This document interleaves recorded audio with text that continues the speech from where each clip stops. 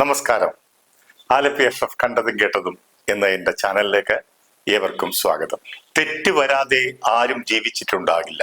നടക്കാൻ പഠിച്ചപ്പോൾ വീഴാനും വീണപ്പോൾ എഴുന്നേൽക്കാനും പഠിച്ചില്ലേ? തിരുത്തലുകളാണ് നമ്മുടെ ജീവിതത്തെ പൂർണ്ണമാക്കുന്നത്. ബിഗ് ബോസ് താരവും BJP നേതാവും സെലിബ്രിറ്റിയുമൊക്കെയായ ഡോക്ടർ റോബിൻ രാധാകൃഷ്ണന്റെ ഇന്നത്തെ പരിതാപകരമായ അവസ്ഥയ്ക്ക് കാരണം മറ്റൊരു ബിഗ് ബോസ് താരവും യൂട്യൂബറുമൊക്കെയായ വേദ് ലക്ഷ്മിയാണോ എന്ന് പരിശോധിക്കുന്നതിനോടൊപ്പം അവർ പരസ്പരം ഉയർത്തിയ ആരോപണ പ്രത്യാരോപണങ്ങളിലേക്കും നമുക്കൊന്ന് കടന്നു ചെല്ലാം.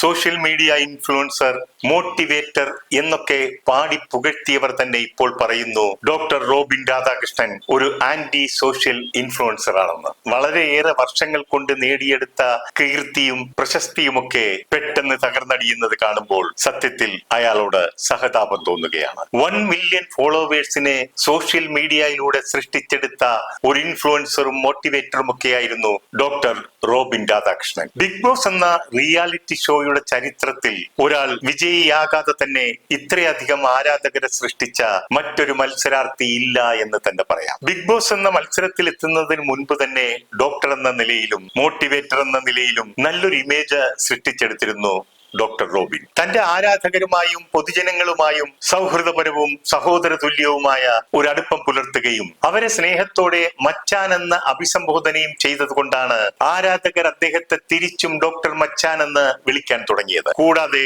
ഡോക്ടർ മച്ചാൻ എന്ന പേരിൽ ഒരു പ്രോഗ്രാമും അദ്ദേഹം ചെയ്തിരുന്നു. ബിഗ് ബോസിൽ അദ്ദേഹം ഒറ്റപ്പെടുന്നവരോടൊപ്പം നിന്ന് അനീതിക്കെതിരെ അലറി വിളിച്ച് നല്ലൊരു കണ്ടന്റ് മേക്കറായിട്ടാണ് അവിടെ നിലയുറപ്പിച്ചിരുന്നത്. കപ്പ് റോബിനെന്ന് ഉറപ്പായപ്പോഴാണ് റോബിനെ പ്രകോപിപ്പിച്ച് സഹമത്സരാർത്ഥിയെ കയ്യേറ്റം ചെയ്യുന്നതും പുറത്താകുന്നതും. പുറത്തായ റോബിന് ആരാധക വൃന്ദം വൻ വരവേൽപ്പാണ് നൽകിയത്. പിന്നീട് അങ്ങോട്ട് എവിടെ തിരിഞ്ഞാലും റോബിൻ മയം. തന്റെ ആരാധകരോടുള്ള റോബിന്റെ സമീപനം വളരെ മാന്യതയോടെയും മര്യാദയോടെയുമായിരുന്നു. ഉദ്ഘാടനങ്ങളും ഫംഗ്ഷനും ഗസ്റ്റായും ഒക്കെ റോബിൻ നിറഞ്ഞാടി. ഇത്രയധികം ഉദ്ഘാടനങ്ങൾ ചെയ്ത ഒരു സെലിബ്രിറ്റി ഇല്ല എന്ന് തന്നെ പറയാം. ഇവിടെ ഒരു കാര്യം പ്രത്യേകം ശ്രദ്ധിക്കേണ്ടതുണ്ട്.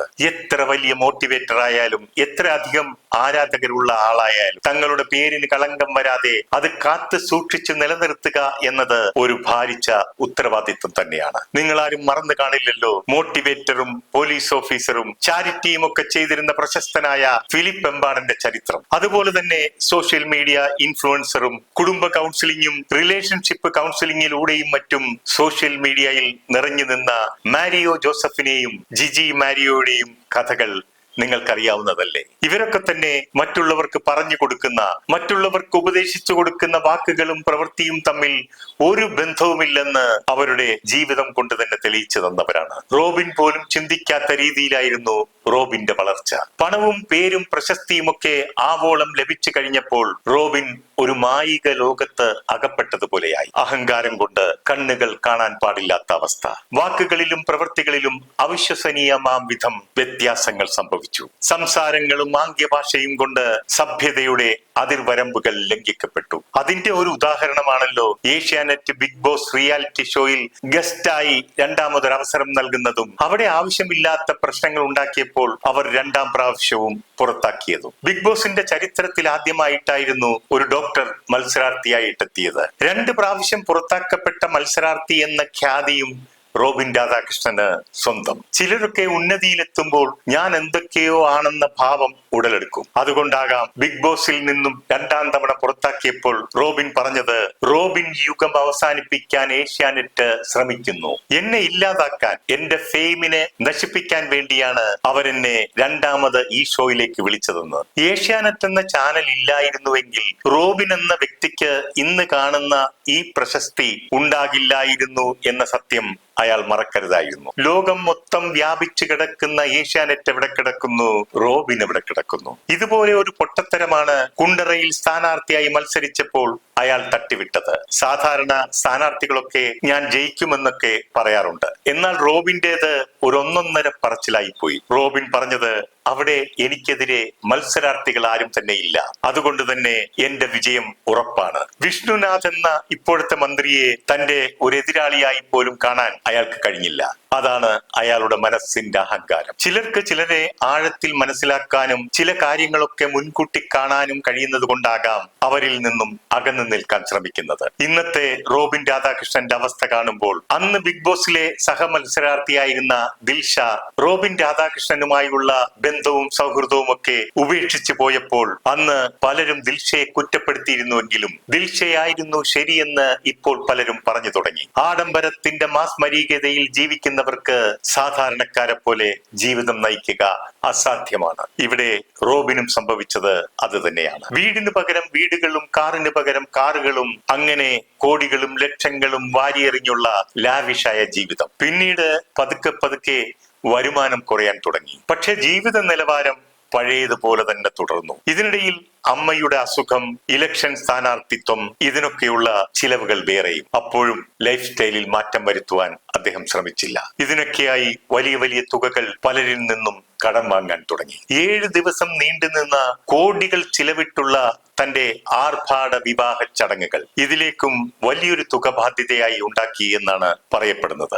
റോബിൻ പൈസയ്ക്ക് വേണ്ടി കേണപേക്ഷിക്കുന്ന വീഡിയോകൾ സാമൂഹ്യ മാധ്യമങ്ങളിൽ പ്രചരിക്കുന്നത് കണ്ടപ്പോൾ സഹതാപം തോന്നി. പലരും റോബിൻ വൻ തുകകൾ കടം വാങ്ങി കബളിപ്പിച്ചു എന്ന് പറഞ്ഞ് രംഗത്ത് വരാനും തുടങ്ങി. ബിഗ് ബോസ് താരവും മോഡലും യൂട്യൂബറും ഒക്കെയായ വേദലക്ഷ്മിയാണ് റോബിൻ രാധാകൃഷ്ണന് നേരെ ഏറ്റവും മാരകമായ ബോംബുകൾ വർഷിച്ചത്. അത് റോബിൻ ഉണ്ടാക്കിയ ഡാമേജ് ചില്ലറയൊന്നുമല്ല. അവർ പുറത്തുവിട്ട റോബിനെതിരെയുള്ള ചില വോയിസ് ക്ലിപ്പുകളും വീഡിയോകളും മറ്റും സോഷ്യൽ മീഡിയയിൽ അരങ്ങ് തകർക്കുകയാണ്. ഒരു വോയിസ് ക്ലിപ്പിൽ BJPയെ കുറിച്ച് പറയുന്ന പരാമർശത്തിൽ അതൊരു വർഗീയ പാർട്ടിയാണെന്നും താൻ ഇതിനെ സാമ്പത്തിക ലാഭത്തിനുള്ള ഒരു ബിസിനസ് ആയിട്ടാണ് കാണുന്നതെന്ന് പറയുമ്പോൾ BJPക്കാർ പോലും മൂക്കത്ത് വിരൽ വെച്ച് പോവുകയാണ്. ഇത് മോട്ടിവേറ്റർ എന്ന് അവകാശപ്പെടുന്ന അദ്ദേഹത്തിന്റെ നിലപാടുകളെ ചോദ്യം ചെയ്യപ്പെടുന്നതും കള്ളത്തരങ്ങളെയും പൊള്ളത്തരങ്ങളെയും തുറന്നു കാട്ടുന്നതുമാണ്. 8 ലക്ഷം രൂപ തനിക്ക് തരാനുണ്ടെന്ന വേദലക്ഷ്മിയുടെ ആരോപണം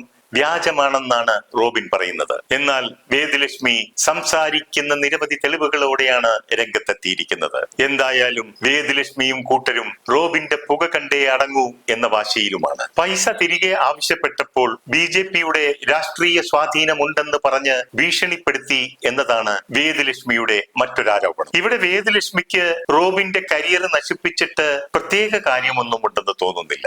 എന്നാൽ ചിലതൊക്കെ ചീഞ്ഞു നാറുന്നുണ്ട്. വേദലക്ഷ്മി 4 ലക്ഷം രൂപ ക്യാഷ് ആയിട്ടും 4 ലക്ഷം രൂപ അക്കൗണ്ടിലൂടെയുമാണ് കൊടുത്തതെന്ന് പറയപ്പെടുന്നു. ഇത്രയും വലിയ തുക ക്യാഷായി രേഖകളില്ലാതെ നേരിട്ട് തുകയായി കൊടുക്കുന്നത് നിയമവിരുദ്ധമല്ലേ എന്നുള്ള ഒരു സംശയം ബാക്കി നിൽക്കുന്നുണ്ട്. ഇവിടെ ഒരു കാര്യം ഓർക്കുക, സ്വർണപാത്രം കൊണ്ട് മൂടപ്പെട്ടാലും സത്യം ഒരു നാൾ മറനീക്കി പുറത്തു വരിക തന്നെ ചെയ്യും. റോബിൻ ഇങ്ങനെയൊക്കെ സംഭവിച്ചത് അയാളുടെ ബുദ്ധിമോശം ഒന്നുകൊണ്ട് മാത്രമാണ്. നല്ലതുപോലെ ചിന്തിച്ചും ആലോചിച്ചും അഹങ്കാരം ഏതുമില്ലാതെ ജീവിതം നയിച്ചിരുന്നുവെങ്കിൽ ശോഭനമായ ഒരു ഭാവി താങ്കൾക്ക് ഉണ്ടാകുമായിരുന്നു. വെറുതെ അലറി വിളിച്ച് ആന കരിമ്പും തോട്ടത്തിൽ കയറിയതുപോലെ ആക്കിക്കളഞ്ഞല്ലോ റോബിനെ ജീവിതം. സത്യത്തെ മുറുകെ പിടിച്ച് വന്ന തെറ്റുകളെ തിരുത്തി മുന്നോട്ടു പോയാൽ ഇന്ന് താങ്കൾക്ക് നഷ്ടപ്പെട്ട സ്വസ്ഥതയും സമാധാനവും തിരികെ പിടിക്കാൻ സാധിക്കും. എല്ലാവരും ഇഷ്ടപ്പെട്ടിരുന്ന പഴയ റോബിനായി താങ്കൾക്ക് തിരിച്ചു വരാൻ കഴിയട്ടെ എന്ന് ആശംസിച്ചുകൊണ്ട് നിർത്തുന്നു. നന്ദി, നമസ്കാരം.